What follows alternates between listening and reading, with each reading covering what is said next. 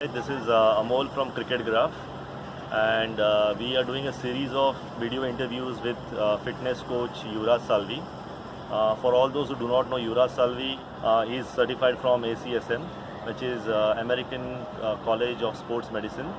He is also certified by ESA, Exercise Science Academy, and he is also an ICC Level 1 certified coach. And not just that, he is also a cricketer himself. He's been playing at the top level divisions in Mumbai, and he has represented different clubs over last 3-4 years. So he's an active cricketer himself, and plus he's into fitness training and coaching. So we would be talking to him on various aspects to do with cricket, how cricketers could improve, can focus on nutrition, how they can focus on the various exercises, demystifying the yo-yo stuff as well. So there are a lot of things that we would be covering over a period of a few days.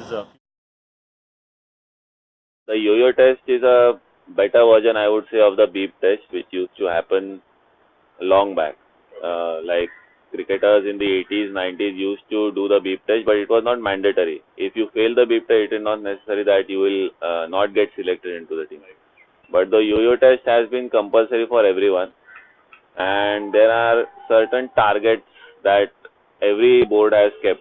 So in India, it is 16.1 by the BCCI. And certain targets like in New Zealand, it is 21 and 22, around that score. Even Pakistan has kept 17.5, so around that. Well, there are 3 cones placed. So one is 5 meters distance, then the other. So that is the place where take a circle. Once he runs the 20 meters and he comes, so he gets 10 seconds to recover, then he has to run again. So what happens is when a person starts the yo-yo test, he starts on the second cone. And the speed level is 5. So that is how they start. 5, then 9, then 10, then 11-1, 11-2. That is how the score is decided. If I am not able to complete 11-2, that means my score is 11-1. There are 3 beeps going on. So the first beep, you have to start running.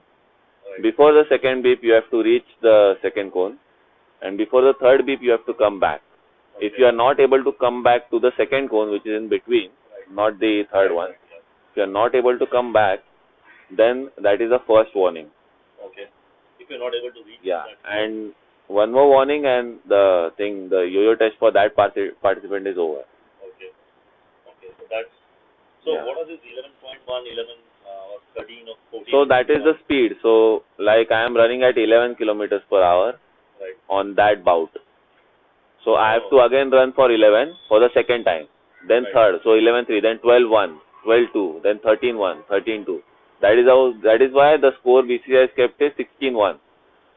Okay. So again, the person will have to run 16-2. If he completes the 16-1 score, he will run 16-2. So that is how it goes till 22, 23, beyond that. It depends speaker announces.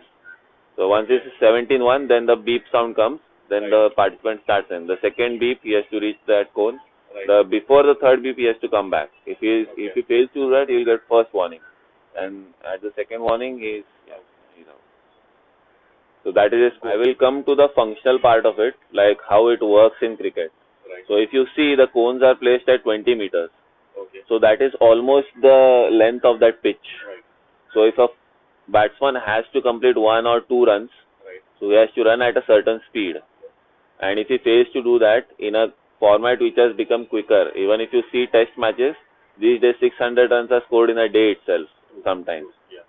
So in this case, the yo-yo test is the most relevant thing that a cricketer can be tested for. The other part I would say is that there can be improvements in it, but for now that is the benchmark, and everyone is following it. So when you say there can be improvements, what exactly you like there can be other tests as well, like to check the muscular endurance, because here only aerobic testing is going on, like the running. But there is no test for muscular endurance. How long can a batsman keep hitting long shots, or how long can a bowler bowl the same speed throughout the match? So that is also one thing. But these things also come closer to it. The yo-yo test itself comes closer to it. That's why it is the most relevant thing to do right now. Okay. And if someone were to, appear for a yo-yo test, Yeah. right? What are the, few things that you can give as tips or, which can help him act or crack the yo-yo test? What I have found in other cricketers who have been good at yo-yo test, one has to know what is it exactly, because you cannot be a person who is going for state selection and you are not prepared for a yo-yo test. So there are clubs in Mumbai who are pushing their players to do yo-yo test itself right now. Oh, okay.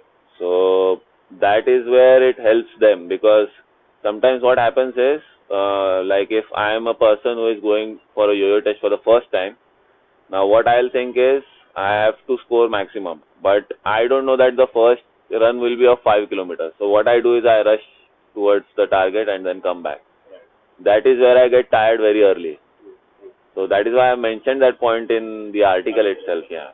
Other thing I would say is people can work on their nutrition as well before appearing. So one can load himself with carbohydrates, good carbohydrates, which will help him last his energy for a long period of time. The night before? The night before, yeah. So you have to prepare for the yo-yo test 24 to 48 hours before. Okay. It includes sleep, it includes diet, then it includes whether you have any twitches or tightness in your hamstring, whatever, if your back is stiff, whatever it is. So you have to start preparing. It is like preparing for a match itself, because it will cost you your career if you fail to pass it. So the stakes are high, therefore we have to be on, one has to be on his toes as well. Cool. Is there anything else that you would want to add about yo-yo test with your experience? One more thing I would like to add is that don't try to rush towards the target. In terms of when a player starts running and he takes a long time to take that angle while returning at the cone. Yeah. So instead of doing that, less angular turn would be beneficial, because a player gets out only by a fraction of seconds when you look at it. So if someone is able to score 16-1, he can get 16-2 if he, yeah, so very minor changes but bigger consequences.